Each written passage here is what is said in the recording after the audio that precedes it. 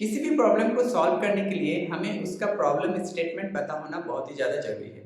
अगर आपका प्रॉब्लम ही क्लियर नहीं है तो आपका आउटपुट भी अनक्लियर होगा। तो इसीलिए हमें इस चैप्टर को पढ़ना होगा जो है स्टेप्स फॉर प्रॉब्लम सॉल्विंग और इंट्रोडक्शन टू प्रॉब्लम सॉल्विंग। तो चलिए बढ़ते हैं कंप्यूटर स्क्रीन पर और पढ़ते हैं इस चैप्टर को। तो देखिए, यूनिट 2 का ये चैप्टर 1 है जो है steps for problem solving. Topics covered in this video: 5 steps of problem solving, representation of algorithm, flowchart, pseudocode and decomposition। आज के वीडियो में हम सिर्फ 3 ही टॉपिक को कवर करेंगे और उसके बाद नेक्स्ट 2 टॉपिक जो रहेगा वो हम नेक्स्ट वीडियो में कवर कर लेंगे। अदरवाइज ये वीडियो बहुत ही ज़्यादा लंबा हो जाएगा।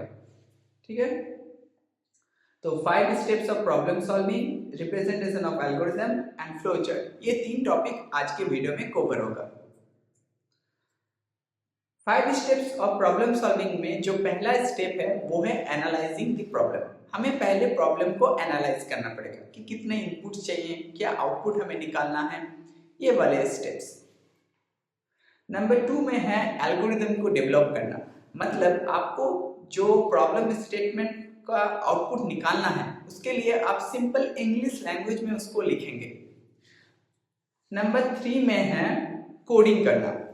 अब इस पार्ट में हम पाइथन या फिर सी++, जावा कोई भी लैंग्वेज का इस्तेमाल करके कोडिंग करते हैं।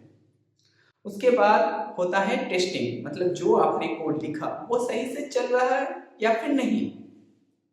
और लास्ट में हम डिबगिंग करते हैं, मतलब एरर्स को फाइंड आउट करते हैं। ठीक है, देखिए अब एनालाइजिंग द प्रॉब्लम के बारे में थोड़ा डिटेल में पढ़ते हैं।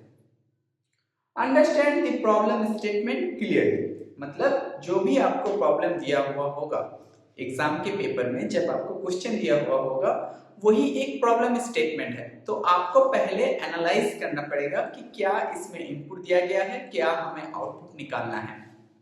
देखिए, identify the inputs and what needs to be found, मतलब आउटपुट।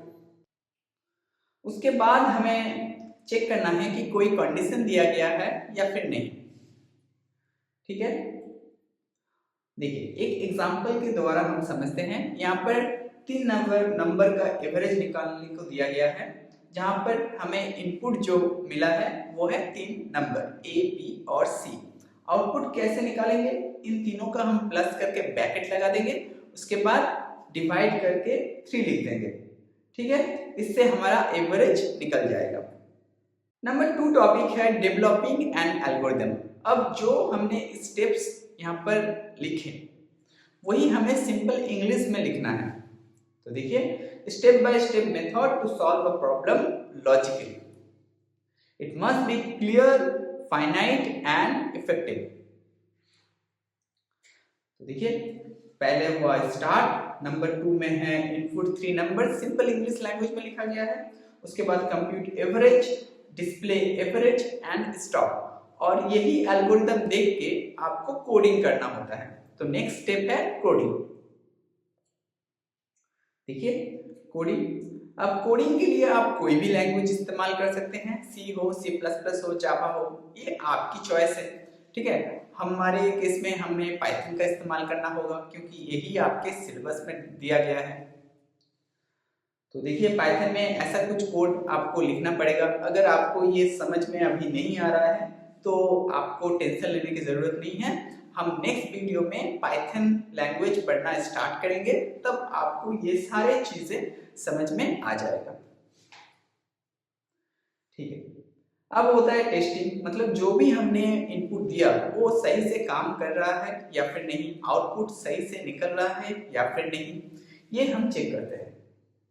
हम बाउंड्री सेट करते हैं, टेस्ट केसेस डिसाइड करते हैं। देखिए 10, 20, 30, अगर ये हम इनपुट दें तो आउटपुट 20 आना चाहिए, मतलब 20.0 हम फ्लोट में लिए थे नंबर, और 0, 0, 0 अगर ये हम इनपुट दें तो 0.0 आउटपुट में आना चाहिए, दूसरा कुछ आउटपुट में नहीं आना चाहिए। तो यही फेज होता है टेस्टिंग का। डिबगिंग मतलब finding the errors in the programme.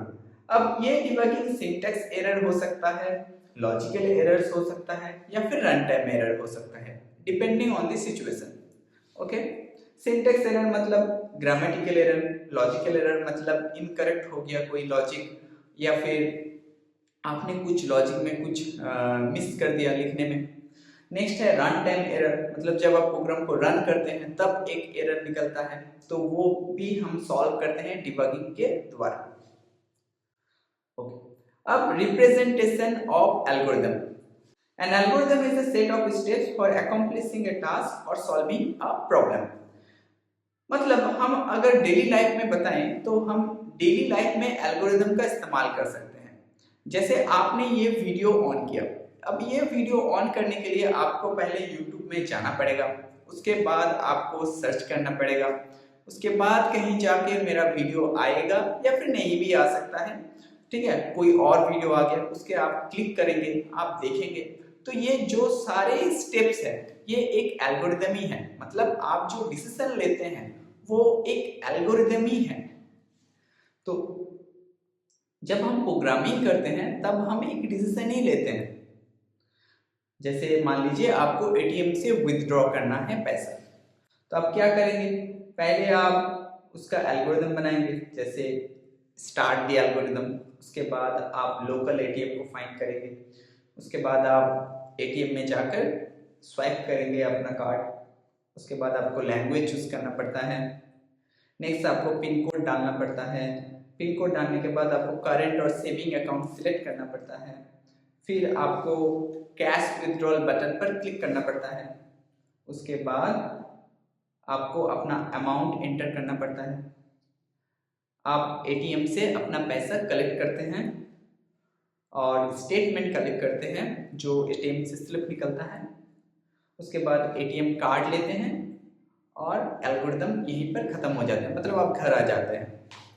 ठीक है, तो ये एक एल्गोरिथम ही है, मतलब डे टू डे लाइफ में हम एल्गोरिथम का इस्तेमाल करते हैं।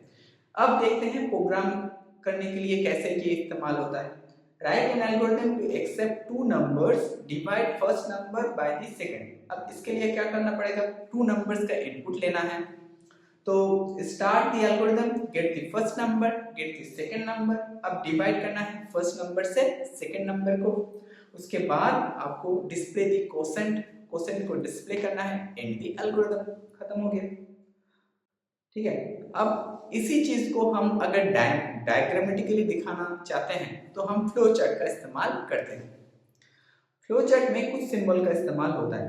देखिए, जो ये ओवल शेप का सिंबल है ये टर्मिनल का काम करता है, मतलब स्टार्ट और एंड यहाँ यही से होता है। जो स्क्वायर ब्रैकेट में, स्क्वायर नहीं, ये है रेक्टेंगुलर का जो सिंबल है वो प्रोसेस के लिए काम आता है, मतलब जो भी आप लॉजिक लिखते हैं वो इस रेक्टेंगुलर बॉक्स में लिखते हैं। इनपुट आउटपुट के लिए ये पैरेललोग्राम आप यूज करते हैं, उसके बाद सिलेक्शन और फ्लो लाइन। देखिए, ये एक सिंपल सा फ्लो चार्ट है, आप इसे ध्यान से देखिए, स्क्रीनशॉट ले सकते हैं आप इसका, ताकि आपको बाद में अपने से करने में दिक्कत ना आए। और नेक्स्ट वीडियो में देखिए क्या होगा, स्यूडो कोड के बारे में हम पढ़ेंगे और डिकम्पोजिशन के बारे में पढ़ेंगे। अगर आपको ये वीडियो अच्छा लगा तो आप इसे लाइक कीजिए, कमेंट कीजिए, अगर आपको कोई भी डाउट हो मैं उसका रिप्लाई ज़रूर दूंगा। हमारे व्हाट्सएप ग्रुप पर भी आप ज्वाइन कर सकते हैं ताकि आपको लेटेस्ट अपडेट्स मिलते रहें, और इस पाइथन की सीरीज को आप सब्सक्राइब कर सकते हैं। तो मिलते हैं नेक्स्ट वीडियो में, तब तक आप नया कुछ सीखते रहिए और दूसरों को भी सिखाते रहिए।